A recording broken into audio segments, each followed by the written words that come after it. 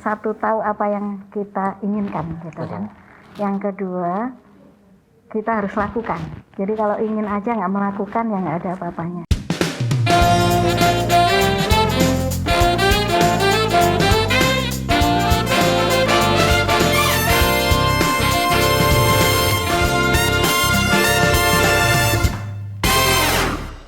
Halo semua, selamat datang di Tanya Bosku Telkometra. Perkenalkan, saya Farhan Maulana, saya bekerja di PT Infomedia di bagian Business Development.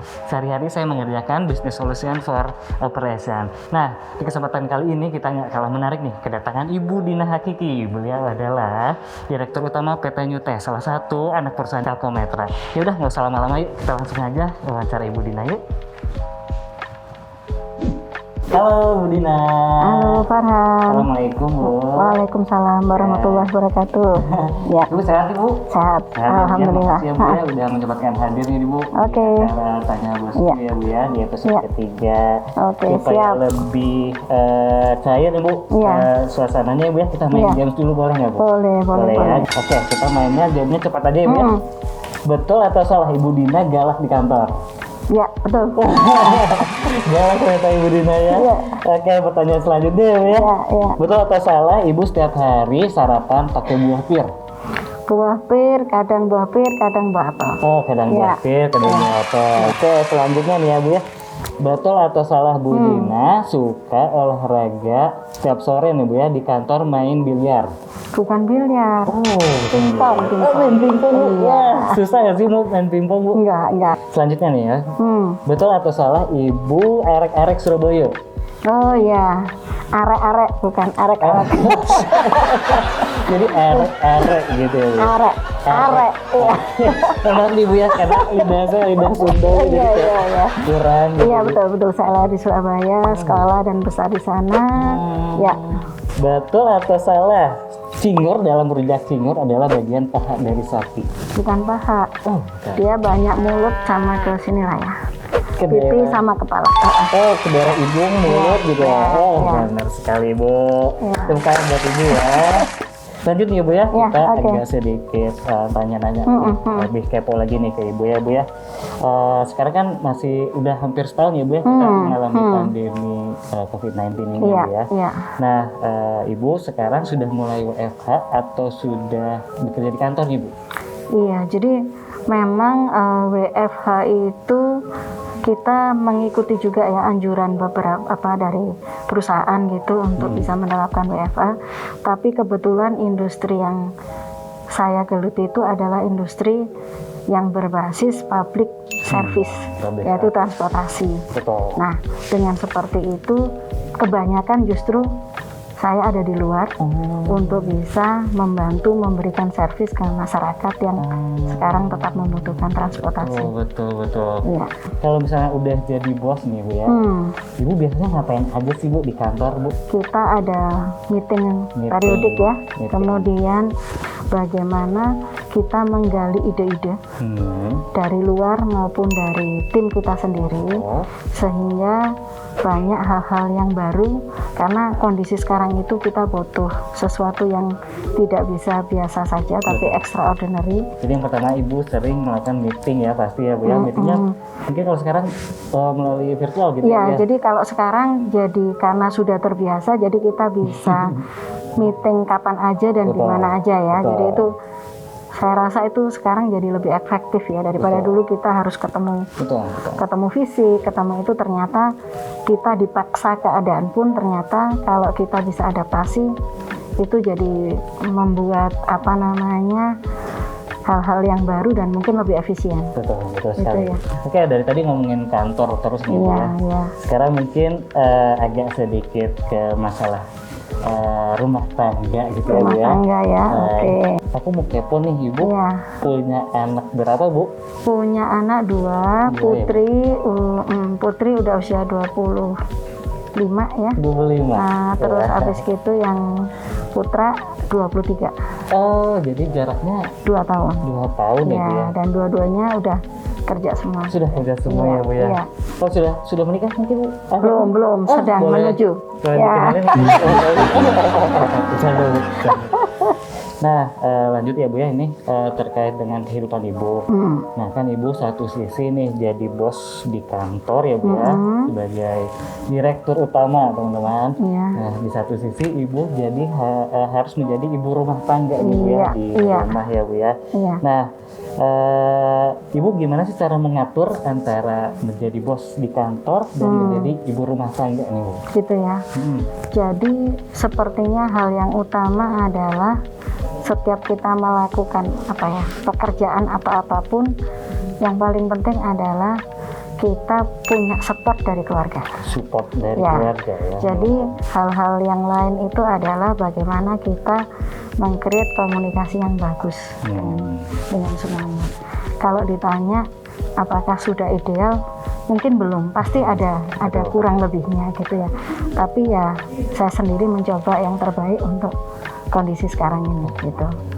Nah, Ibu pernah nggak sih mengalami kesulitan gitu Bu untuk menghandle hal tersebut gitu, misalnya di rumah atau di perusahaan gitu. Terus gimana sih Ibu cara mengatasinya hal tersebut? Iya, pasti ada ya. Setiap orang pasti ketemu masalah dan kita itu harus manage masalah. Jadi kan nggak boleh lari kan dari masalah. Jadi apakah pernah sampai nggak bisa apa-apa mikir ini buntu? Pernah. Tapi tadi kita punya keluarga, kita juga punya Tuhan ya, punya apa yang memberi kita hidup. Nah kita pasti kembalinya ke situ. Nah jadi dan yang penting adalah apa yang kita usahakan selama ini harus diniatkan sebagai ibadah. Betul. Tanpa itu ya nanti kita adanya berkeluh kesah gitu kan, adanya menyalahkan ini menyalahkan itu gitu. Itu sih. Memang balik lagi ya Bu ya, support keluarga dan relasi kita dengan Tuhan itu memang jadi. Dan tadi meniatkan segala sesuatunya untuk ibadah. Iya betul. Baik, lanjut lagi nih Bu ya. Nah Ibu kan ini perusahaannya perusahaan teknologi ya Bu ya. Perusahaan teknologi IT ya. IT ya Bu ya khususnya ya. Nah kami pengen tahu nih Bu gimana sih awal mulanya Ibu nih kecemplung ke dunia teknologi nih, karena kan biasanya basicnya untuk perusahaan teknologi kan biasanya digandrunginya sama laki-laki gitu ya Bu. Nah Ibu bisa sampai kecemplung sampai sukses hingga menjadi direktur utama. Iya, jadi memang kalau dari sekolah kan kebetulan saya dari elektro gitu ya. Teknik elektro, kemudian kerja di perusahaan di Bandung di PTN PTDI dan kebetulan masuk pusat komputasi gitu kan ya. Jadi ya terus menerus di industri IT. Nah industri IT-nya berkembang, kemudian saya sempat ngajar juga. Saya sempat jadi dosen 3 tahun. Jadi dosen. Jadi dosen di mana Ibu betul? Di ITB sama di SDT Telkom. Nah itu 3 tahun, di masa itu baru ikut suami ke Jakarta gitu. Sebelumnya kami di Bandung. Nah kebetulan ya industri yang kita geluti ya fokus di IT terus menerusnya. Nah pertama kali ada pekerjaan itu, kalau teman-teman tahu itu ada busway ya, busway itu pertama kali itu ada tiketing pertama kali. Nah disitulah saya ketemu teknologi yang waktu itu masih baru, bahasanya itu adalah smart card gitu ya, implementasi dari smart card. Nah di situ kita fokuskan dan kita expand smart card itu ke berbagai industri. Jadi ada transportasi, ada keperbankan, ada kemana-mana, dan itu yang kita berevolusi sampai sekarang yang kita tekuni gitu kan. Nah teknologi terbaru dari apa yang kita terapkan itu, kalau dulu kita mungkin kalau tadi sudah sempat ya face recognition sama temperatur. Nah implementasi yang seperti ini itu teknologi yang berbasis artificial intelligence, machine learning kayak gitu-gitu kita coba terapkan ke industri yang sekarang kita geluti itu. Pernah nggak Bu sempat sampai ngoding gitu Bu? Oh ya, pertama kali justru masuk PTDI saya sebagai programmer. Sempat jadi programmer juga ya Bu ya? Sempat pusing-pusing nggak Bu kayak menemukan bugs di codingannya? Tapi ya itu tadi karena menikmati pekerjaannya, jadi apapun yang baru di situ ya senang aja gitu. Betul. Gitu. Nah bicara dengan menikmati ya Bu, kenapa sih Ibu sampai bisa menikmati nih di dunia teknologi? Di dunia teknologi ya mungkin kalau hobi dan kesenangan orang kan masing-masing ya. Nah kalau saya kebetulan kalau memang sudah ketemu dunia IT ya senang aja. Jadi apapun yang baru di situ itu sesuatu yang bisa dinikmati dan pengen tahu jadinya. Jadi kepo terus gitulah. Kepo terus ya. Jadi memang passion Ibu di dunia teknologi ya Bu ya. Memang ya Bu ya. Wah keren sekali sih memang teman-teman. Banyak sih ya untuk di perempuan-perempuan sekarang yang sudah menggeluti dunia IT ya khususnya. Mungkin ada salah satunya Grace Hopper, beliau adalah pelopor pemrograman komputasi pertama di dunia ya Bu ya. Lalu ada Susan Wojcicki, beliau adalah CEO dari YouTube Ibu. Betul. Selanjutnya ada Dian Siswarini, beliau adalah Presiden Direktur Excel. Betul. Itu kenal juga Ibu ya? Ya kenal. Ternyata teman saling ini ya Bu ya, saling support mungkin ya sesama perempuan ya Bu ya. Dan mungkin masih banyak lagi lah gitu ya Bu yang nggak bisa saya sebutkan, yang mungkin expertise di bidang IT ya, khususnya perempuan seperti itu. Nah, berapa besar sih Bu peran perempuan ya di bidang teknologi khususnya? Gitu ya. Jadi saya rasa teknologi dan industri yang ada sekarang ini sangat terbuka lebar buat perempuan. Jadi industri ini sebenarnya tidak mengenal gender, tapi selama kita ada keinginan selalu ada jalan. Jadi saya rasa teman-teman yang pengen berinovasi atau menekuni industri apapun yang berkaitan dengan teknologi, industrinya sangat terbuka lebar. Jadi jangan ragu-ragu untuk bisa menekuni dan membawa diri kita untuk menjadi terus-menerus lebih baik. Jadi saya rasa itu. Oke, Bu Dina nih pertanyaan terakhirnya Bu ya, yang paling penting nih Bu ya. Nih, kalau misalnya di antara penonton-penonton kita nih ada wanita-wanita tangguh yang juga ingin berkarir di dunia teknologi nih Bu. Mungkin ada saran atau wejangan gitu untuk wanita-wanita di rumah nih. Dari Ibu khusus.